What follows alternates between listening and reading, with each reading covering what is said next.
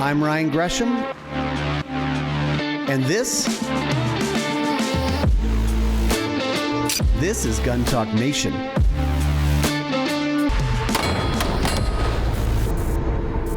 Gun Talk Nation is brought to you by Range Ready, Guns and Gear, Safariland, and Black Hills Ammunition. Hey, welcome into Gun Talk Nation. Today on Gun Talk Nation, I'm on location in Maryville, Tennessee, at it's still new to me, Mark, the new headquarters for Smith Wesson. Mark Smith, CEO of Smith Wesson, welcome in. Yeah, thanks for having me and good to be here. Appreciate you having me on. Yeah, I can't get over Maryville. They don't say it that way here. No, it's not Maryville.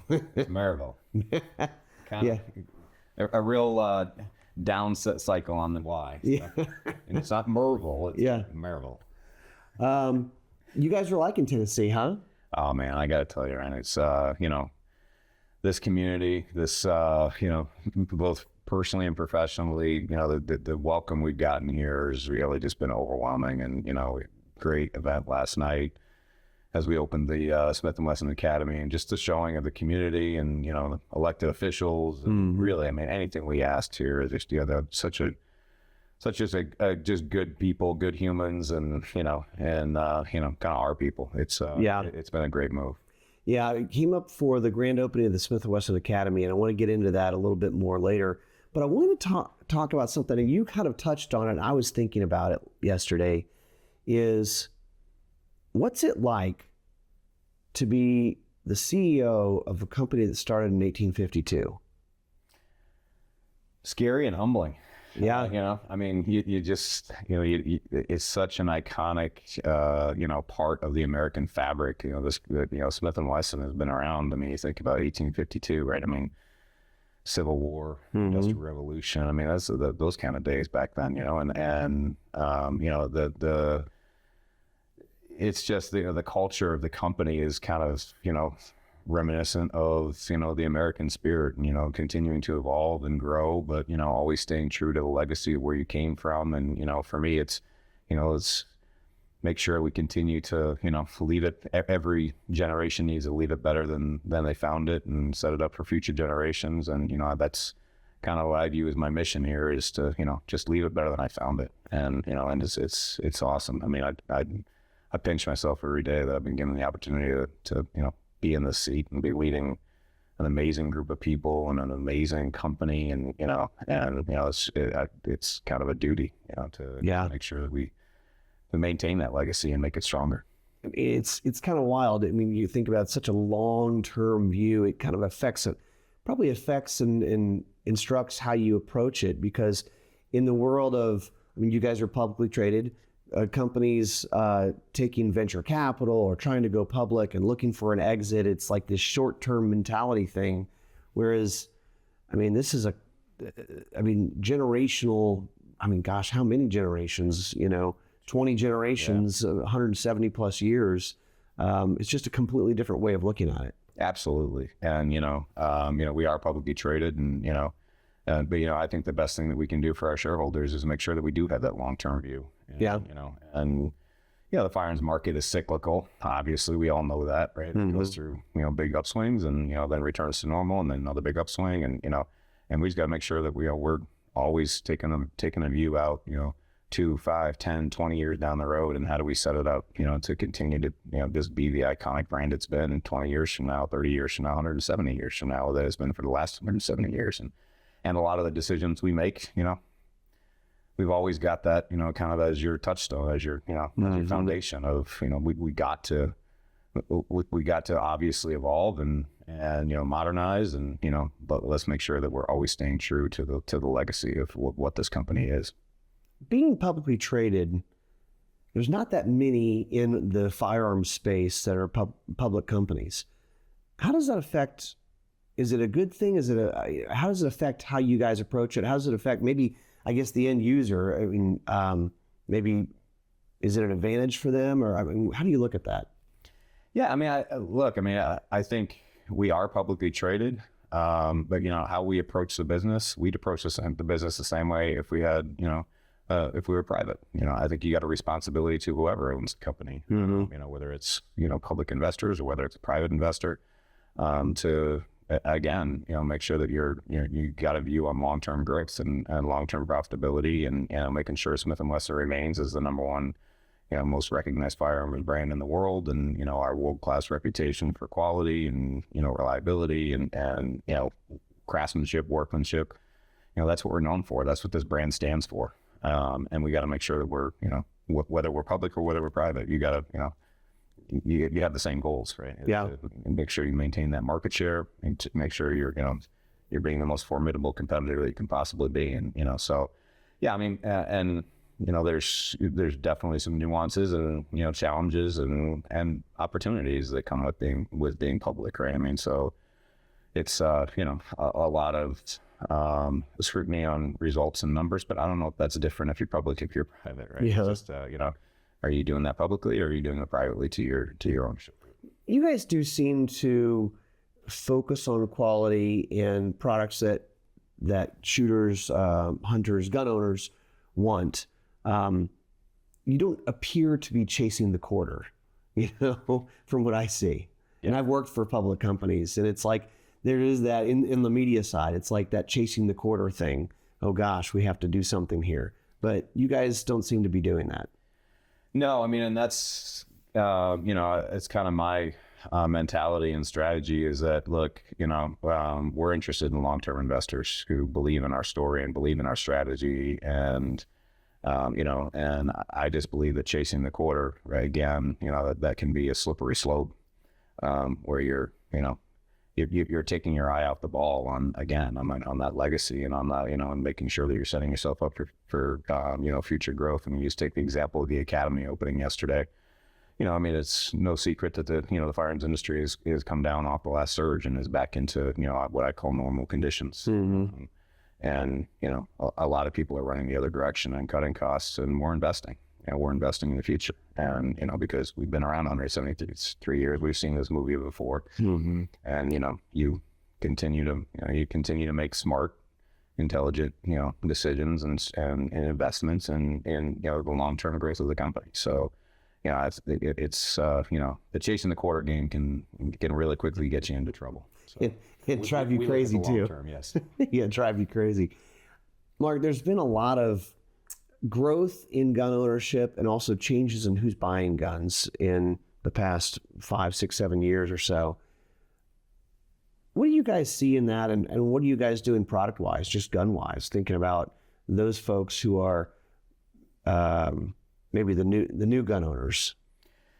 Yeah, I mean, our motto here is empowering Americans, and that's all Americans, right? Regardless of creed or or politics, or we're here to allow law-abiding citizens of the country to exercise their Second Amendment rights and support militaries and both domestic and foreign and law enforcement agencies, and so the new gun owners, we're thrilled to have them in the space, and we have a very broad product line, as you know. Mm-hmm. And we've got something for everybody, right? Whether you're a hunter, a sport shooter, a competitive shooter, a new entrant into the market with the the Equalizer and the EZ series was really designed for that. And even folks that maybe are getting older or women who are find it hard to rack a slide, well, we have something for that. Mm-hmm. You're a competitive shooter,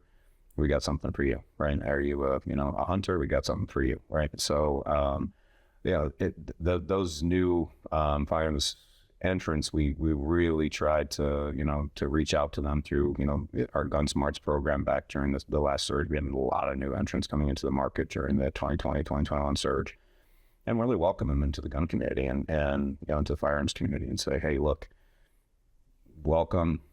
Let's get out to the range. Let's learn how to use, use your new firearm, mm-hmm. and whether it's Smith & Wesson or whether you chose another brand, right? We don't care. Let's get you out there, because at the end of the day, it's good for all of us to get new entrants into this space and to teach people that hey, the shooting sports are fun, right?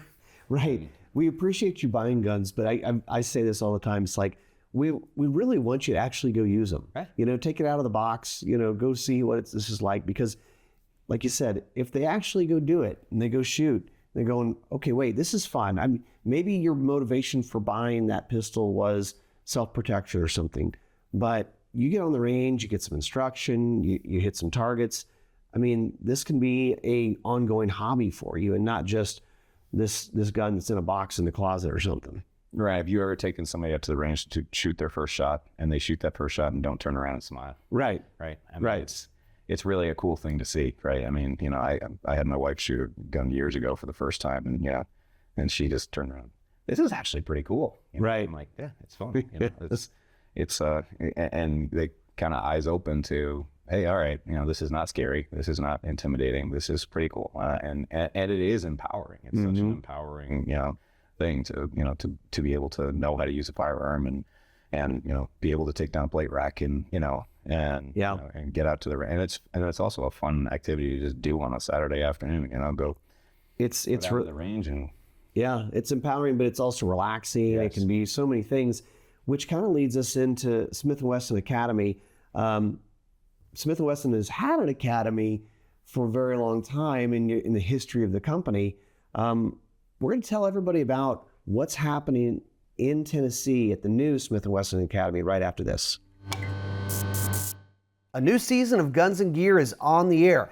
The best, the coolest, the newest products out there. You can watch it on the Outdoor Channel as well as Sportsman Channel, and you can also see it on all the Gun Talk channels, YouTube, Facebook, X, all those places. But check it out, a new season of Guns and Gear is out now. Safariland's latest upgrade to its award-winning inside the waistband holster, the Incog X Cordura wrapped holster. This is engineered for low-profile, everyday carry that doesn't compromise on performance. It's available in multicam, black multicam, and M81 woodland camo. Designed for optics-ready pistols, the clip strut system adds concealability by pushing the grip of your firearm closer to the body, ideal for appendix carry under light clothing. It has adjustable retention and cant, so you can fine-tune your draw. It has an attached mag caddy that comes standard. It's not just tactical, it's tailored. New from Safariland, the Incog X Cordura wrapped holster. We can all improve on our shooting. And we have Range Ready Studios where we teach people how to shoot even gooder. Some people say better. I say gooder. RangeReadyStudios.com. We have pistol classes. We have rifle classes. We can help you become the best shooter possible. You'll be safer, more competent, and just better at the range. So go check it out, RangeReadyStudios.com. You may know that Black Hills Ammunition works with some of the most elite Special Forces units out there. And back in 1999, they started loading this load for U.S. Navy, and now it's available to you, the Mark 262 Mod 1C. And it comes in a mil pack of 460 rounds in 20-round cartons. Now here's the big deal about it. Super accurate. 10 groups of 10 shots each at 300 yards, and it has to shoot 2-inch groups. That is a .64 MOA.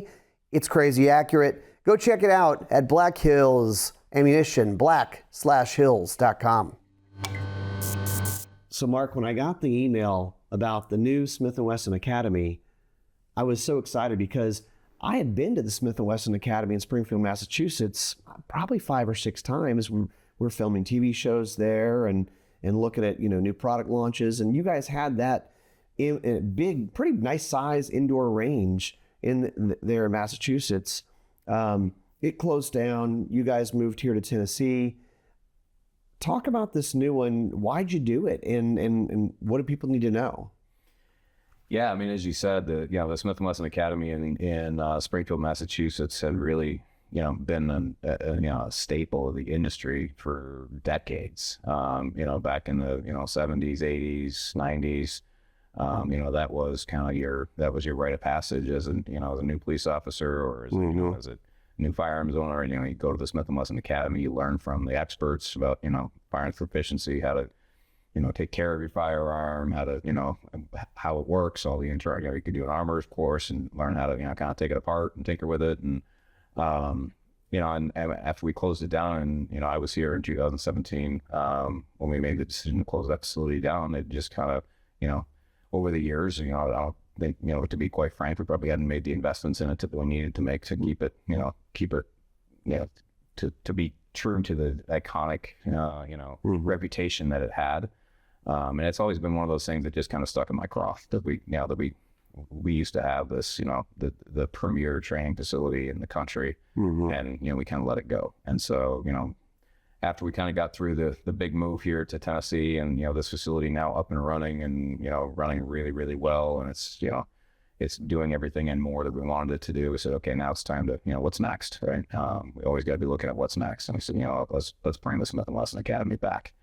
And, and of course, now in today's modern times, let's bring it back to, to what to its former glory. And, right. And I think I kind of gave a vision to the team of what I was thinking for the academy. And, I got to tell you, they far exceeded what everything I had in my mind. We were out there last night. It's an amazing facility, 2-story shoot house, that, modular, the most modern, technologically advanced panels. We can recreate, we can create any scene, any right. training scenario for, law enforcement, SWAT teams, military units, federal agencies. We have a flex range back there where you can, 100 yards by 100 yards by 100 yards by 100 yards, and an opening in there where we can drive vehicles into it. We can, really run any training scenario that any, law enforcement, or, professional user, military, federal agencies want to run. We can do it. And then, man, to have a guy like Mark Cocciolo, who's our trainer. Yeah, we need to talk about Coach. Yeah, but the facility is fantastic. And it sounds like you maybe kind of had this idea all along where you're going, okay. And obviously when you move here, you say, well, we have enough space to maybe do more things as we settle in here. So that was kind of always an idea for you, huh? Yeah, the back to the state of Tennessee, they were amazing, amazingly helpful. And when we moved here, and they had this beautiful property here, is about 250 acres, and they said, you know what, guys, here, take that, that which was a farm at the time, and make that yours, right? And so, the opportunities that opened up for us to be able to just with the space to be able to do, really, it's just kind of a blank canvas. We could do whatever we wanted. And we said, hey, look, we did actually look at putting it offsite. And we said, no, man, let's put it right here on our facility. Yeah. It just makes it so much easier to use, to get the biggest bang for the buck out of it. We can have people over there doing training exercises. We can give them a tour of this amazing, beautiful building that we're sitting in. We can, so it's, it really has been one of those things that we knew when we moved here. Phase 2 was going to be, let's put up the academy. Let's bring that back. So it's about 20 acres total. Yeah. You've got, I guess, a big, I always call it a square range, just kind of a standard like pistol carbine range. And you mentioned the flex range, which is an unbelievable 360 degree range. That is it 100 by 100? 100 yards by 100 yards by 100 yards. So it's this huge square that you could really set up these scenarios for law enforcement or military or perhaps civilians, where it's a 360 degree thing. And then you even have a 300 yard rifle range. But you have a guy, the secret weapon, running this thing, Coach. Talk about him and his background and who this guy is. The first thing you got to say about Coach is he's just an awesome guy. He's so humble, and and then you hear his story and you're like, wow, you shouldn't be humble. He's 25 years, of active duty service. He tells us, it's funny to ever hear him tell the story. He said he went through when he first got into the military, went through the basic training and said, well, that was too easy. How on something else? Yeah. And so he, then they kind of talked to him about, going into special forces. He said, yeah, I'll try that. He went through, obviously went through the SEAL program and went through BUDS, and came out of that, was in Team 5 for a number of years, and said, look, I want even more. And so they said, all right, well, why don't you try it for Team 6? And so we did, and obviously he made it into Team 6. He served there for, until, as he says, he said at some point in your life, age catches up with all of us, and you he says I became more of a liability than an asset to my team. I decided it was time to hang it up. And Wow. He said, but I wasn't done. I just didn't want to leave that community. And so he went back to Buds and he started, training. And he came in, went back into the school and decided that the firearm training curriculum, he didn't like it. It wasn't, it wasn't producing the results that he wanted. And so he decided, okay, I'm going to take this upon myself to revamp it. And so he revamped the firearm training curriculum for all the SEALs coming through Buds. And so for the next 13 years, he trained 4,000 Navy SEAL candidates on how to shoot guns. I think he knows a thing or two. Jeez, you guys have the guy who is the firearms trainer for all the SEALs coming through Buds, and he did that for 13 years. He did, yeah. Unreal. And he is a great guy. I've met him. Yeah. He's not, certainly, I guess if you said, treat me like a SEAL or something, he could probably turn that on and do that. And bring you down to he's got a switch. Level. but he's a super nice guy. Yes. He's not he's not a Malmaw that has to have a muzzle on him. He can be super friendly and seems like the type of guy who could obviously train special forces folks, but also train your mom. Absolutely, and that's what we loved about him. So I met him at SHOT Show about 3 years ago. And, he was in here about a year ago for an influencer event. And, I'd interacted with him a couple times. We knew this academy was coming. And I brought him in and said, hey, man, I brought him in my office and said, do you want to come work for us? Mm-hmm. He said, are you kidding me? And I said, yeah, no, I'm not kidding you. Come work for us, and kind of gave him the vision of what I was thinking. And he said, yeah, man, let's do this.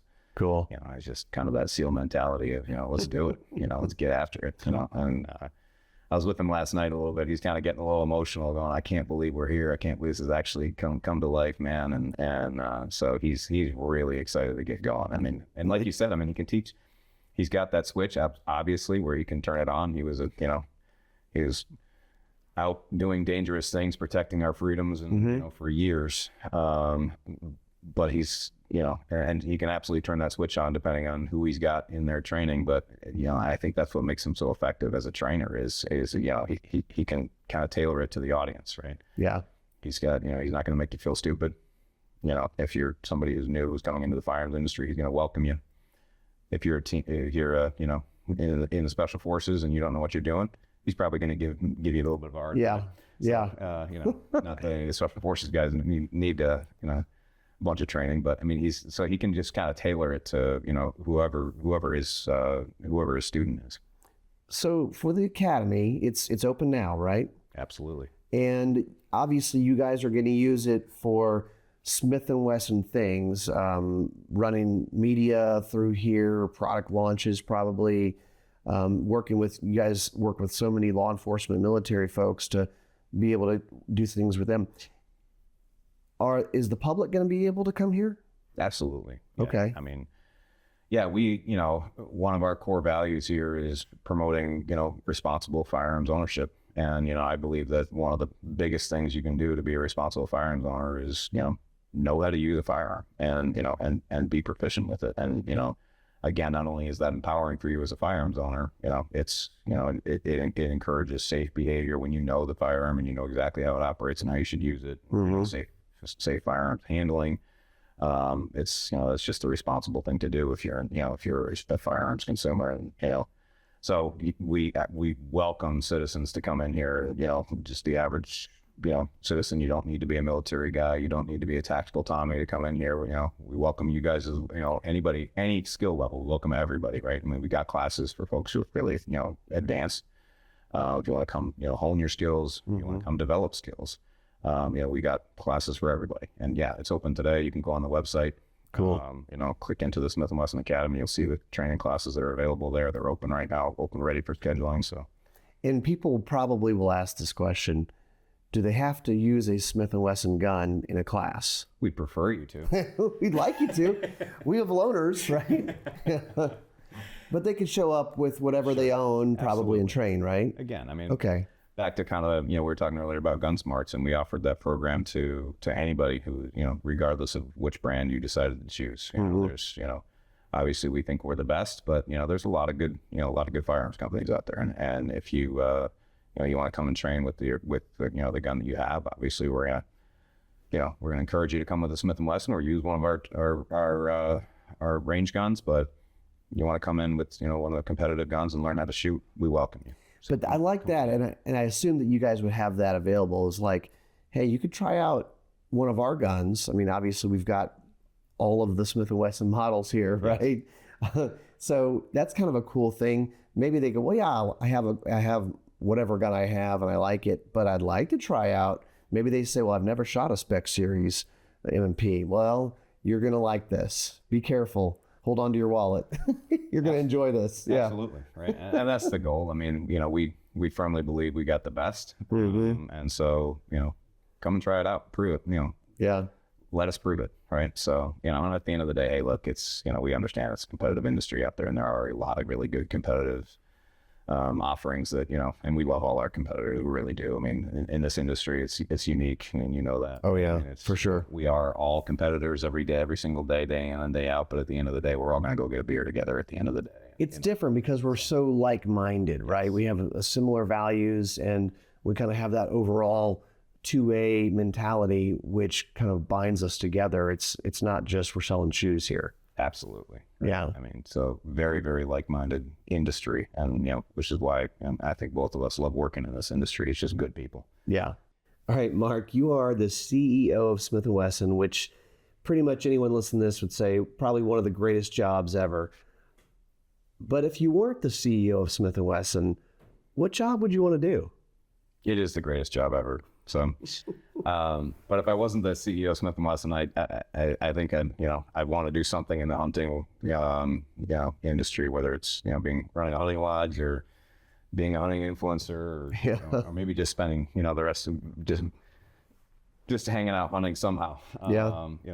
That just for me is, so many of your listeners know, and you know yourself, is, being out there, whether it's hunting or fishing, and just being out in the great outdoors and enjoying God's creations is such a grounding experience. And, the whole world just kind of melts away when you're out there. And when you got a turkey coming, or, you're standing in a river trying to figure out where that trout might be lying, or you're not thinking about, all the problems of the world and, all of the chaos that, that invades our daily lives. And it just really returns you to, to where we came from, right? And what really matters, and kind of makes you realize how insignificant you are and your problems are. And, and as we all know, is, it's not really about harvesting an animal or catching the trout, or, or it's, that, as we all know, is a fraction of the time that, we spend out there. And to me, that, I just love the outdoors. I love being out there. It's, and by the grace of God, so many of the beautiful places we go to enjoy those pursuits don't have cell phone service. So, yes, that's one of the advantages. Yeah. Well, and it's true, Mark. I mean, people in our industry, what do we do for fun? We go hunt and we go shoot guns. I mean, it's funny because there aren't a lot of, certainly we have other hobbies, but in most corporate industries, it's like we're going to go play golf or whatever. And it's like when we go, hey, we're going to get customers together. What are we going to go do? We're going to go do a hunt. Yeah. That's what we do. Yeah. And there's no better bonding experience with a customer than or with somebody, one of the industry partners than, man, we go out there and, chase God's creatures and God's creation, and, sitting in a truck on a 2-track somewhere, glassing a field or glassing a ridge, and and just, the conversations and the talking and the story sharing. And, it's just, and man, 99% of the people that are out there with you when you're hunting are just good human beings. And it's, so it is really a brotherhood of just like-minded people. And, and so it's awesome. I love the fact that I love that about the industry, is that, that's what we do. We don't go golfing, we don't, we do some football games and stuff like that, but for the most part, we go hunting, we go fishing. Yeah. And what do you do on your off time from doing gun things? We go do gun things. Yeah. I guess that's a good sign. We all like it. Absolutely. Mark, thanks for being on with us. I appreciate you having me. Yeah, and you guys, if you're listening, go check it out. New Smith Wesson Academy. It's open now. It's in Tennessee, and I mean, you know what we're always talking about on this podcast is it's so important to get some training. Not only it's important, but it's going to be fun. It's going to add to your enjoyment of guns, and so go check it out. This New Smith Wesson Academy. Thanks for listening. We'll see you next time on Gun Talk Nation.